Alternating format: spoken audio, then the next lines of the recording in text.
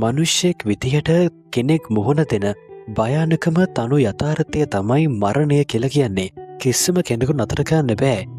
අමරණීය ජීවිතයක් කොහෙවත්වත් නෑ කියලා පැහැදිලි කරන්න උත්සාහ කළත් විද්‍යාව තීරණය කරනවා දවසක නෑ එහෙම ජීවිතයක් තියෙනවා.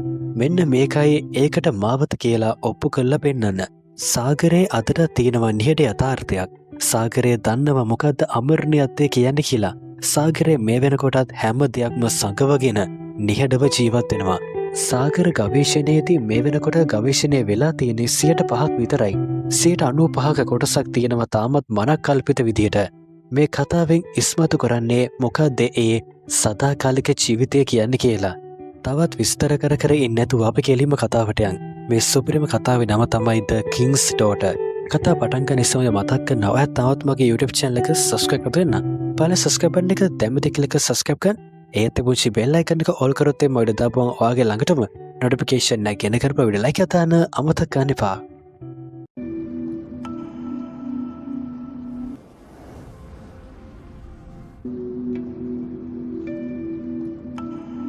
කතා පටන් ගන්නේ කන්‍යාරාමයකින්. කන්‍යාරාමයේ ඉන්න පූජකවරියන්ට නම් හරිම කරදරයක් තමයි දැන් සිද්ධ වෙලා තියෙන්නේ.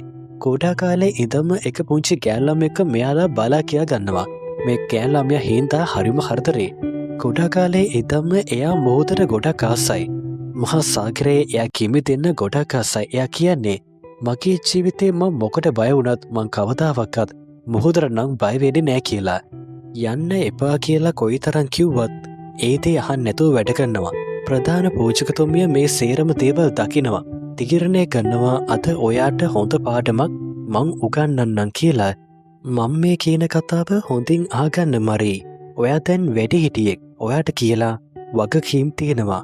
දැන් ඔයා පොඩි ළමෙක් නෙමෙයි. සාගරයත් එක්ක දැන් සෙල්ලම් කරන්න යන්න එපා.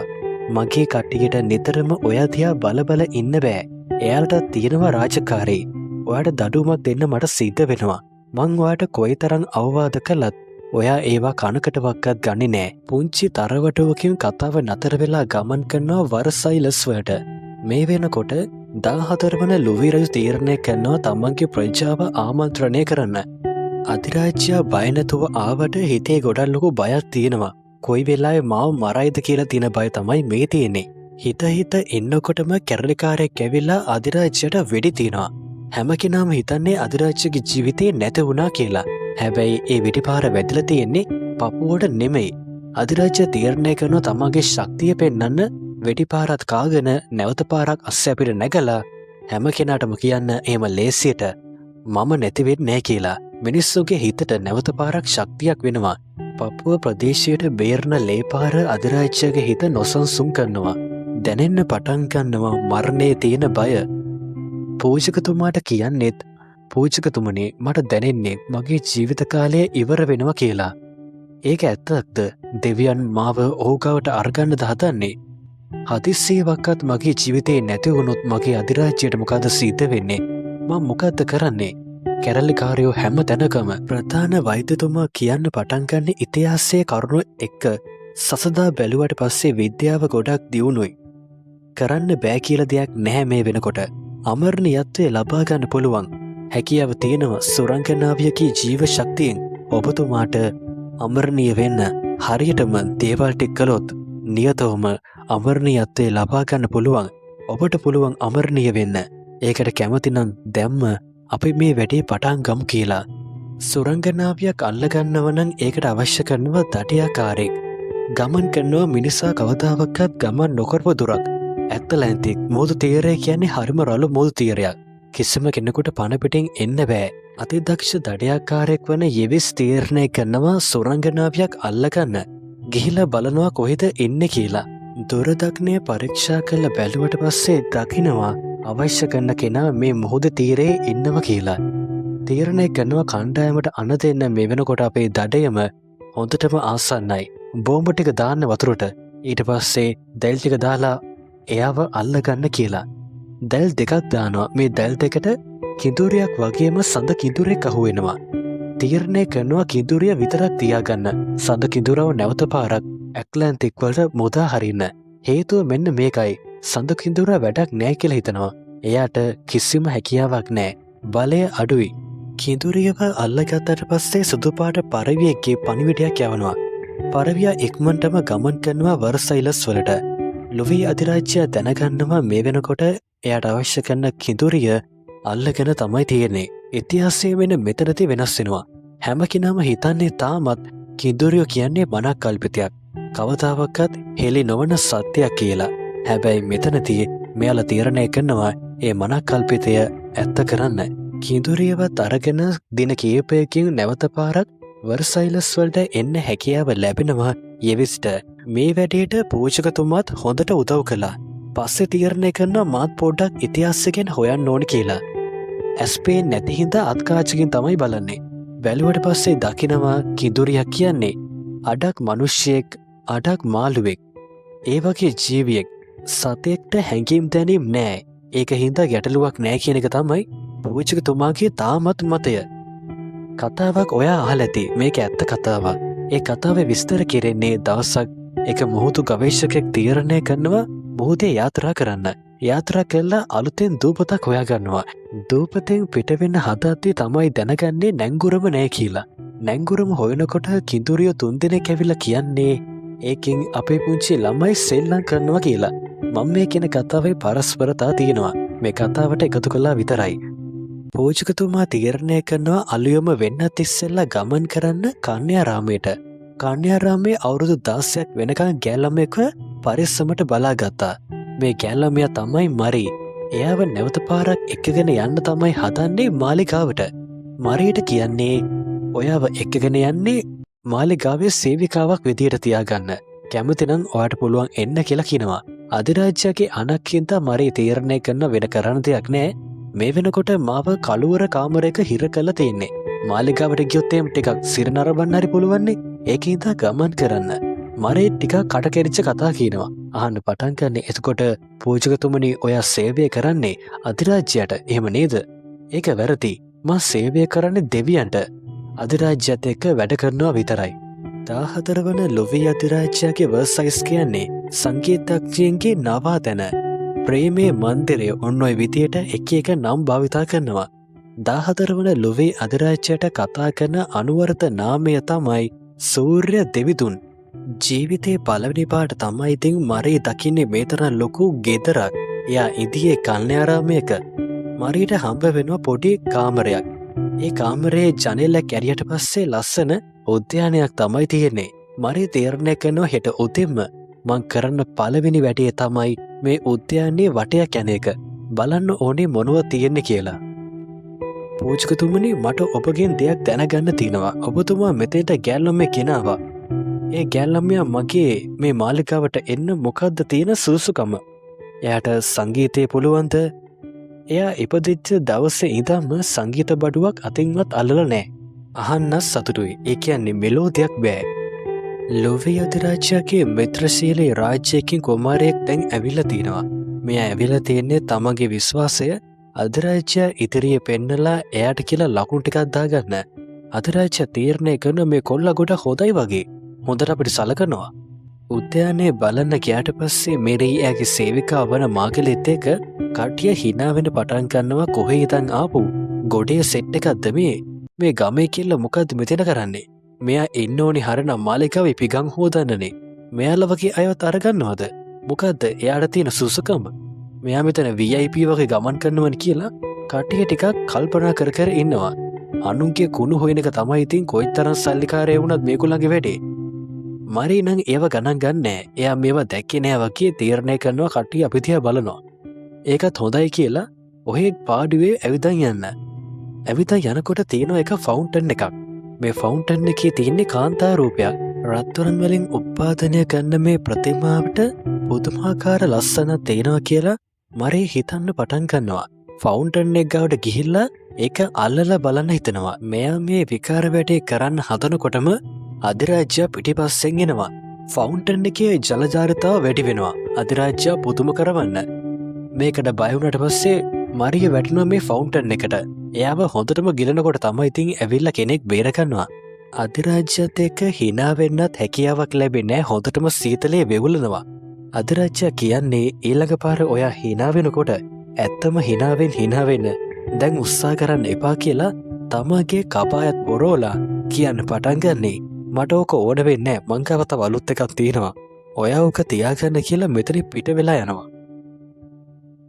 මාලිකාවේ සංගීත බඩු තියෙන තැනකට මාගලී අරගෙනනෝ මරීව ගොඩක් ලොකුවට හිතයන්නේ වයිලීනයට වයිලීනයට හිතගිල්ල බලනවා ඊට පස්සේ මං වීනාව ගන්නවද හැබැයි ඉතින් මම කැමති එකම දේ තමයි නිදහස ෆ්‍රීඩම් ඒකට හොඳම දේ තමයි වයිලීනය නාවිකයෙන් කණ්ඩායම කිඳුරියව මාලිකාවට අරගෙනෙනවා කිඳුරිය තාමත් ගොඩක් හොඳට ඉන්නවා අධිරාජ්‍යයා පොත් පෙරල කල්පනා කරනවා සඳ කිඳුර දැන් මොකද කරන්නේ මම නම් හිතන්නේ දැන් ගිහිල්ලා හොඳටම බොන වැති බීලා නාස්ති වෙලා තමයි යද්දේ කාටරි පුළුවන්ද මම මේ යන ප්‍රශ්නෙට උත්තර දෙන්න ඒක ගැන එච්චර හිතන්න එපා ඔබතුමා සඳ කිඳුර සදාකල් තනිකරව ජීවත් වෙනවා ඒක තමයි ඇත්ත ඒක ඉතින් මන කල්පිතයක් ඇත්තම කතාව එයාලා සත්තු එයාලා ජීවින් කොට්ටාසයක් හැඟීම් දැනීම් නෑ අපිට අවශ්‍ය කරන්නේ කිඳුරිය විතරයි ඊට පස්සේ ඔබතුමාට පුළුවන් අමරණීය වෙන්න ඒව ගැන එච්චර හිතන්න ඕනේ නෑ මනුෂ්‍යයන්ට වගේ හැඟීම් දැනීම් සත්තුන්ට නෑ මම නම් හිතන්නේ අධිරජුනේ ඕක නොකර ඉන්න එක තමයි හොඳම දේ දැන් මොකද මේ එකපාරට ඔයාට වෙලා තියෙන්නේ ඔයයි අරයයි දෙන්නත් එකට එකතු වෙලා ඕපදූප කියෝ මේ වැඩේ නියමයි මේ කරමු මේ කළොත් එම අමරණීය වෙන්න පුළුවන් කියලා මගේ ඔළුවට කිව දාලා දැන් දීකිදුරියවත් අල්ලගත්තට පස්සේ දැන් කියනවා වැඩේ කරන්න එපා කියලා. දැන් කතා කරන්න එපා. සංගීත තනුවක් නිර්මාණය කරන්න උත්සාහ කළත් මරීට වැඩේ කරගන්න බැරි වෙනවා. තීරණය කරනවා මේක ධම්මකල් නිකන් ඉන්න. අන්න ඒ වෙලාවෙදී ඇහෙන්න පටන් ගන්නවා හරිම ලස්සන සංගීතයක්. ඒක ආන හැම කෙනාගේම හිත අමන්තානන්දයට පත් කරනවා. හරියට ඒක ඉවර වෙන්නේ නැතුව දිගටම ඇහෙනවනම් හොඳයි කියලා හිතෙන්න පටන් ගන්නවා. කෙනෙක් ඉබාගාතේ ඇවිතවන්න එය සංගීතයට හැකියාව තියෙනවා. මායාකාරී හඬ කොහෙන්ද එන්නේ කියලා ඇස් දෙක පියාගෙන අහන්න පටන් ගන්නවා. ඒ වෙලාවෙදී වීණාවේ තතු තනිවම අවදි වෙනවා. මේක වෙන්න බැරි දෙයක්. සංගීතයේ පිටිපස්සේ ලුහුපදින්න තීරණය කරනවා මරී. අවසානයේ මරී එන්නේ තවත් ලස්සන ෆවුන්ටන් එකට. මේ ෆවුන්ටන් එකේ තියෙනවා පුංචි දොරටුවක්. මේ දොරටුව ගාවට ගියාට පස්සේ ලස්සන වෙලක් තමයි තියෙන්නේ. මේ විල ගාවට ඇවිල්ලා බලනවා ඒ හඬ ඇහෙන්නේ මෙතනින් කියලා. අන්න ඒ වෙලාවේදී පළමු වතාවට මරේ දකිනවා මේ කිඳුරියව. මනකල්පිත කතාවක් වුණත් ඒ කතාවේ ඉන්න ජීවියා තමන්ගේ ඇස් දෙකෙන්ම දකින්න පුළුවන් නම් ඒක හිතට පුදුමාකාර නිදහසක්. මරේ තීරණය කරනවා ඇයව ස්පර්ශ කරන්න. මෙතන යෙරිෆ් ඇවිල්ලා කියන්න පටන් ගන්නේ ඔයාට පිස්සුද? එයා කියන්නේ හරිම දරුණු කෙනෙක්. එයාගේ ඈත් වෙලා ඉන්න කියලා. මරේ තීරණය කරනවා ඔයාට වැරදීමක් සිද්ධ වෙලා තියෙනවා. එයාගේ කටහඬ මට ඕනේ තනුවක් නිර්මාණය කරන්න. ඒ තනුව අහන්න දෙන්න ඕනේ අධිරාජ්‍යයට. ඒක මම නිර්මාණය කරන්න කියලා මෙතනදි තීරණය කරනවා ඔයා ඉන්නේ වැරදි වටහා ගැනීමක. මට පුළුවන් ඔප්පු කරන්න කියලා වයලීනේ වාදනය කරන්න.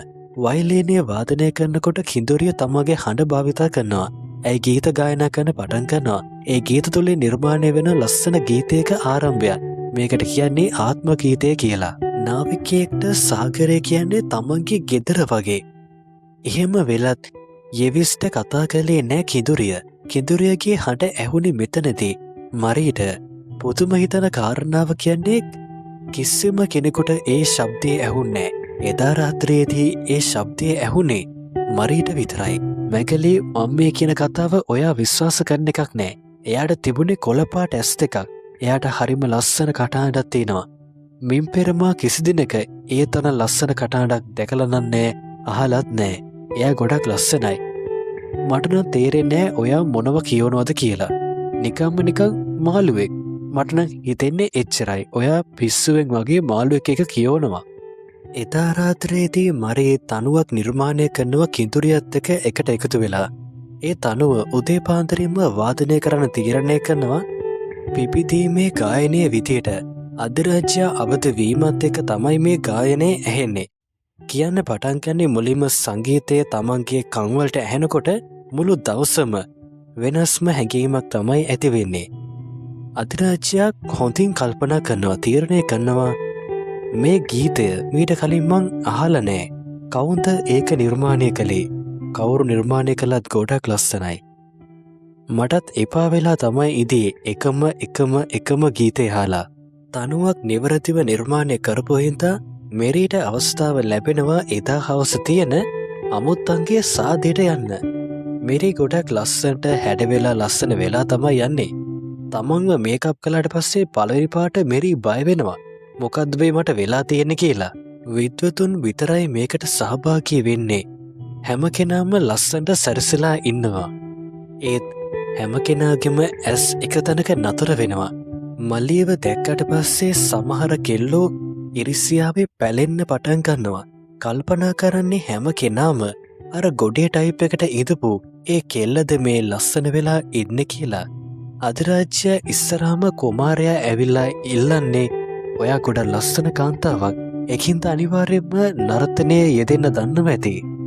සමවෙන්න මව නර්තනය යෙදෙන්න දන්නේ නෑ කියලා කිව්වට පස්සේ අධිරාජ්‍ය තීරණය කෙනා එහෙනම්මට අවස්ථාව ලබා දෙන්න. සංගීතය පියවර 3කින් දාන්න නර්තනයේදී පසටහන් එක වැඩි වෙන විදියට. නර්තනය යෙදෙන අවස්ථාවේදී ලුෆිරජ් දකිනවා යම්කිසි කාන්තාවගේ රූපයක්. මේ රූපයත් එක්ක තමන්ගේ අවධානය වෙනස් වෙනවා. නර්තනය නතර වෙනවා. ඒත් ආපෞස්සරයක් නර්තනය යෙදෙන්න හිතක් නෑ. ඒත් එක්කම ගෙනකිරි සංදර්ශනය පටන් ගන්න හින්දා ටග්ගල කට්ටියත් එක්ක ඒක නරඹන්න තීරණය කරනවා. ප්‍රශ්නාර්ථයක් ඉතිරි කරනවා. ඒ කාන්තාවගේ පෙනුම කොහොමද ඇයට සමාන වුණේ? එහෙනම් මගේ තර්කය නිවැරදි කියලා. කිඳුරිය කියන්නේ වදකාරයෙක් කියලා හිතපු යෙරිස්ට මේ වෙනකොට ඇයි කියන්නෙත් අපි වගේම ජීවිය කියලා හිතන්න පටන් අරගෙන තියෙනවා. ඒකට ස්තුතිවන්ත වෙන්න ඕනේ මරීට. එයා කියන්නේ එයා අපි හිතන ජාතිය කෙනෙක් නෙමෙයි. එයාට තියෙනවා විශේෂ දෙයක්. ඔයාට පේනවද කවුළුව? අන්න එතන තියෙනවා පොඩි ෆොන්ට් එකක්. ඒ ෆොන්ට් එකෙන් ගමන් කළොත් එහෙම කවුරු හරි කෙනෙක් කොහෙට යයිද දන්නේ නෑ. ෆවුන්ටන් වල පිරෙන වැඩිපුර ජලය ඔක්කොම ගමන් කරන්නේ උතනින්. ඒකේ හින්දා එතන ජලධාරිතාව ගොඩක් වැඩි. එතනින් ගමන් කරන්නේ කොහෙටද කියලා නම් දන්නේ නෑ. හැබැයි ගමන් කරනවා විශාල දුරක්. ජීව ශක්තිය ලබා ගන්න ඕන නම් කිඳුරියගේ හදවත ඉවත් කරන්න සිද්ධ වෙනවා. අපි කෙලිම පාර දෙන්න ඕනේ එයාගේ හදවතට. අධිරාජ්‍යත් එක්ක චුට්ටක් කතාබහ කරන්න තීරණය කළාට පස්සේ අධිරාජ්‍යයක ප්‍රශ්නයක් අහනවා. ඒ ප්‍රශ්න තමයි ගොඩක් ආසාවෙන් ඔයා ෆවුන්ටන් එකේ තිබුණු ප්‍රතිමාව දිහා බලාගෙන ඉදියා. ඔයා දන්නේ නෑ ඇත්තටම ඒකේ මොකද්ද සැඟවිලා තියෙන රහස කියලා. ඒ කාන්තාව තමයි මාත් එක්ක අන්තිම පාරට උද්‍යානයේ එකට ගමන් කළේ. මං දැන් ඇගේ රූපය තමයි මේ අදින්නේ. ඔබතුමාට තාමත් ඇව මතකද? මට මතක නෑ. මේ වෙනකොට වසර ගණනාවක් වෙනවා. ඒත් කෙනෙක්ව දැක්කට පස්සේ මට නැවත පාරක් ඇව මතක් වුණා. ඒ ඔයාගේ මුහුණට ඔයාගේ රූපයට බෙහෙවින්ම ඇය සමානයි. අධිරාජ්‍ය තීරණය කරනවා තමගේ හිතේ තියෙන රහස දැන් එළියට දාන්න කාලය හර කියලා. මෙච්චර දවසක් හිර කරගෙන තියාගෙන ඉදියා එයාට කියන්නේ නැතුව. මේ රහස දන්නේ පූජකතුමයි අධිරාජ්‍යය විතරයි. ඒ රහස තමයි අධිරාජ්‍යයට ඉදිය දියණියක්. ඒ දියණිය තමයි මරී කියලා කියන්නේ. එයාව ගොඩා කාලෙදිම තමන්ගෙන් වෙන් කරන්න සිද්ධ වෙනවා. කිඳුරිය සමග සමීප සම්බන්ධතාවයක් හදාගන්න ඕන හින්දා මරී තීරණය කරනවා ඒ විල ඇතුළට ටිකක් පීනලා ඊට පස්සේ කිඳුරියව දකින්න. එයාගේ සම්පූර්ණ ශරීරය කොහොමද කියලා. අන්න එතකොට එයාට පුළුවන් වෙනවා ඇයව දකින්න. කම්මැලිකමටත් එක්ක රේස් එකක් තියමු කියලා මෙරී තීරණය කරන යෙවිස් එක අශ්ව රේස් එකක් තියන්න. රේස් එක කෙසේ වෙතත් මෙරී බිමට වැල්ලා මෙරිගේ අත නම් කැඩෙනවා. කැඩුණට පස්සේ වෛද්‍යතුමා තීරණය කරනවා හරියන්නේ නැහැ. මේක උඩු දුවනවා. එහෙම වුණොත් එimhe ලොකු ප්‍රශ්නයක් වෙනවා. අත කපලා අයින් කරමු. ඊට පස්සේ හොඳ වෙයි කියලා. මරීට හිතෙන්න පටන් ගන්නේ මේ අකා පිස්සුවෙන් කියවනවද? මගේ අත කපන්න? අඬාඬ කියන්න පටන් ගන්නේ අධිරාජ්‍යයටත් කරුණා කරලා මගේ අත කපන්න දෙන්න එපා. දෙවියන් මා තුළ ඉන්නවා. ඒක හින්දා එයා මාව ආරක්ෂා කරයි කියලා. අධිරාජ්‍ය තීරණය කරනවා තමගේ දුවගේ අත කීටවක්වත් කපන්න දෙන්න බෑ. එහෙනම් ටික වෙලාවක් විවේක ගන්න. ඔයාට ඉක්මනින් සනීප වෙයි. සඳ කිඳුරෙක්ට කිඳුරියකට හැකියාව තියෙනවා තවත් කෙනෙක්ගේ ප්‍රශ්නයක් අඳුරගන්න. ඒකට පිළිතුරක් ලබා දෙන්න. ප්‍රශ්නය දැනගත්තට පස්සේ ඇගේ ජීව ශක්තියෙන් උදව් කරන්න තීරණය කරනවා. යෙවෙස් තීරණය කරන මේක තමයි අවස්ථාව. බාර දෙන දීකදුරියට මෙතරදි මෙරීව දීකදුරිය තමන්ගේ ජීවශක්තිය භාවිතා කරලා නිර්මාණය කරන රත්තරං ආලෝකයක්. මේ රත්තරං ආලෝකයෙන් මෙරීව එක දවසකින් සුව වෙනවා. අධිරාජ්‍යයා කල්පනා කරන මොකක්ද ඇත්තට මේ වෙලා තියෙන්නේ. එයා ගාව තිබුණේ රත්තරන් පාට ආලෝකයක්. ඒ රත්තරන් පාට ආලෝකයෙන් තමයි එයා මාව බේරගත්තේ. ඒක ඇත්තට මායාවක්. ඒ කියන්නේ අපේ නිගමනය සාර්ථකයි. දැන් ඉතින් කිසිම ගැටලුවක් නෑ. බය වෙන්න දෙයක්වත් නෑ. අපේ හිතපු දේ ඒ විදිහටම කරන්න පුළුවන්. මරීට දැනගන්න ඕන වෙලා තියෙන්නේ මොකක්ද ඇත්තටම මේගොල්ලෝ මේ කරන්න යන්නේ. කියන්න පටන් ගන්නේ එයාට කිසිම කරදරයක් කරන්න එපා. නැවත පාරක් එයාව ආපු තැනකට ගිහින් දාන්න. මොකද එයාට තියෙනවා ජීවිතයක්. ඔබතුමා ඒ දේ කරයි කියලා මම විශ්වාස කරනවා. එහෙමත් නැත්නම් එයා මෙහි ඉන්න කැමති නම් එයාව තියාගන්න අපිත් එක්ක. එයාට පුළුවන් මාලිකාවේ සුව කරන්න බැරි රෝගීන්ව සුව කරන්න. එතකොට ඔබතුමාව ගොඩක් ලොකුවට මෙතන කට්ටිය දකී කියලා. ඇත්තම කතාව ඒක නෙමෙයි. අධිරාජ්‍යයා මේ වෙලාවෙදී කිසිම දෙයක් කියන්නේ එයාගේ දුවට. කියන්න පටන් ගන්නේ ඒක ඇත්තටම කදිම අදහසක්. මට ආවේ නෑනේ ඒ වගේ අදහසක්. ඔයා කිව්ව කතාව මං අනිවාර්යෙන්ම සලකා බලන්නම්. ඊට පස්සේ මං ඔයාට පණිවිඩයක් ලබා දෙන්නම්. කිඳුරියව අල්ලලා ගෙනාවට ඇත්තටම කිඳුරියව මොකටද ඕනේ කියලා යෙවිස් දන්නේ නෑ. තීරණය කරනවා ඔයා හිතනවා නම් මොකක් හරි දෙයක් මෙතන තියෙනවා කියලා මම ඔයාට උදව් කරන්නම්. මොකද එහෙම නැත්තම් මාත් අපරාධකාරයෙක් වෙනවා. මම මුලින්ම හිතුවේ කිඳුරිය මට වදයක් කියලා. ඒත් දැන් මං දන්නවා එයා කියලා කියන්නේ සතෙක් නෙමෙයි කියලා. අධිරාජ්‍ය තීරණය කරනවා එයාගේ අසවැසි කුමාරයාත් එක්ක එයාගේ දියණියගේ විවාහ මංගල්‍ය කරන්න. කුමාරයා නම් ඉතින් උඩින්ම කැමති. මොකද්ද මගේ අදහස කියලා පියතුමාගෙන් ඇහුවට පස්සේ පියතුමාගේ අදහස් තමයි ඔයා හිතනවද එයා කැමති වෙයි කියලා මේ කුමාරයා බදින්න? ඒක වැඩක් නෑ නිතින්. මං ඔයාට හදිස්සියෙ මෙතෙන්ට එන්න කිව්වේ පොඩි දෙයක් කියන්න. දන්නවද දරුවෝ? ඔයා ඒ ෆවුන්ටන් එකේ හිටපු කාන්තාව දිහා ගොඩක් ආසාවෙන් බැලුවේ ඒ කෙනාට ඔයාගේ මූණ සමාන හින්දා. මං ඔයාට කිව්වා නේද කෙනෙක් මොන ටිකක් විශේෂයි කියලා. ඒ කෙනා තමයි මේ ඉන්නේ. ඔයාට අඳුරගන්න පුළුවන්ද? ඒ එන්නේ ඔයාගේ අම්මා. එයා මාව දාලා ගොඩක් දුර යන්න ගියා. ඒකට හේතුව තමයි මම කිසිම ප්‍රතිපත්තියක් දරන්න බැරි පිරිමියෙක්. මට බැරි වුණා එයාට අවශ්‍ය කරන දේ ලබා දෙන්න. ඒකයි ඒ විදිහට සිද්ධ වුණේ. මානසික බලපෑම ගොඩක් තදින් තිබ්බ හින්දා මට සිද්ධ වුණා ඔයාවත් කන්‍යා රාමයකට යවන්න. මං ඔයාගෙන් අහන්නේ එක දෙයක් විතරයි. දැන් ඔයාට ඔයාගේ තාත්තව ලැබිලා තියෙන හින්දා තාත්තා ඉල්ලන එක දෙයකට ඔයා කැමති වෙනවද? මේ වෙනකොට මම ඔයාට විවාහයක් සූදානම් කරලා තියෙන්නේ. ප්‍රංශයේ ඉන්න කුමාරයාත් එක්ක. ඔයාට සිද්ධ වෙනවා එයාව විවාහ කරගන්න. මං දන්නවා ඔයා කැමති නෑ. ඒත් අපි ගොඩක් ණය වෙලා ඉන්නේ. හතර වටෙන් මම ණය වෙලා. ගොඩක් ලොකු මුදලක් මට දැන් අවශ්‍යයි. හොඳම දේ තමයි ඒ විවාහය. එතකොට හැකියාව තියෙනවා මේක එකලාස්සයක් කරගන්න. මංකොල්ලකාරයෝ ගොඩක් බලාගෙන ඉන්නවා මගේ සල්ලි මංකොල්ල ගන්න. මගේ රාජධානිය මට පීරගන්න ඕනේ.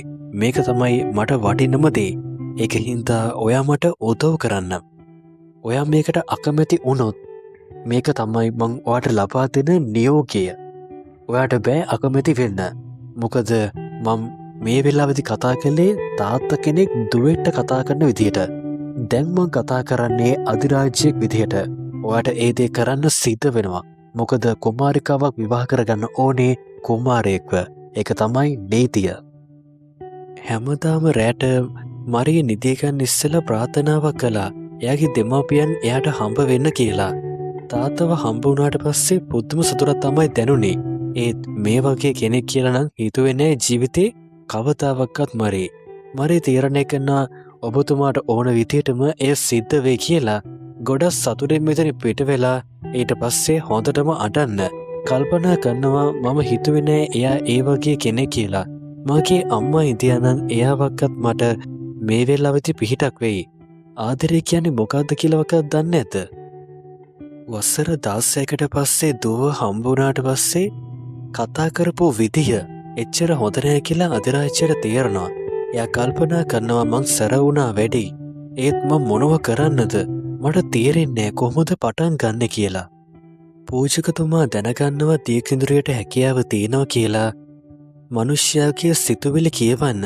ඇය කියන්නේ නිකම්ම නිකං සතෙක් නෙමෙයි. ඇය කියන්නෙත් අපේම කෙනෙක් කියලා තේරුම් ගන්නවා. කිඳුරිය තීරණය කරනවා මරීට එයාගේ කතාව කියන්න. මරී පුදුම වෙනවා මේ කතාව ඇහුවට පස්සේ.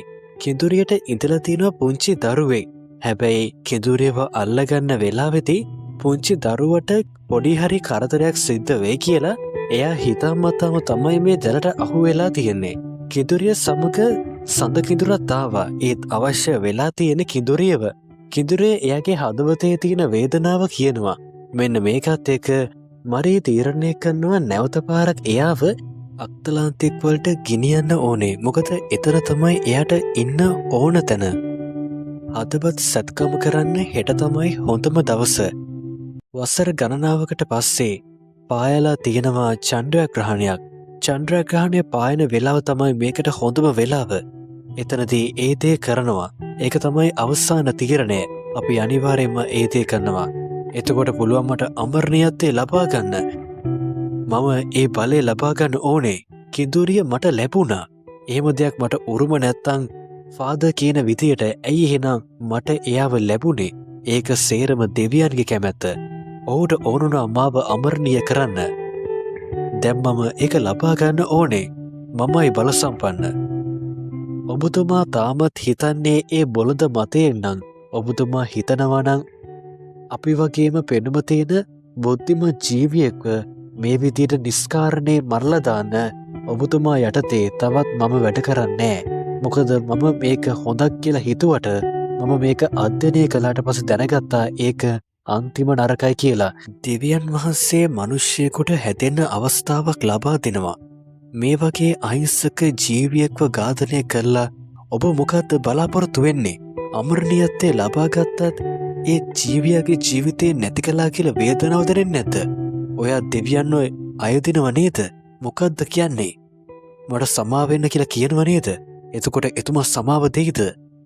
මේක වැරද්දක්. වෛද්‍යතුමාගේ කාමරයට යෙවිස් රිංගනවා. හොයාගන්නවා මොකද්ද මේ පරීක්ෂණය කියලා. අන්න ඒ වෙලාවෙ දකිනවා මෙයාට ඇත්තටම ඕන කරන්නේ අධිරාජ්‍යයට මේක දෙන්න නෙවෙයි. මෙයා ගාව තියාගෙන මෙයාට අමරණීය බලය ලබා ගන්න. ඒක තමයි ප්ලෑන් එක. මේ ප්ලෑන් එක මේ විදිහට ක්‍රියාත්මක වෙන්න ඕන හින්දා අධිරාජ්‍යව අල්ලගෙන ඇත්තටම අවශ්‍ය වෙන්නේ දියකිඳුරියව ඝාතනය කරන්න. දියකිඳුරියව ඝාතනය කරන්න තමයි ඇත්තටම මේ සැලස්ම ක්‍රියාත්මක වෙන්නේ කියලා මරී දකිනවා.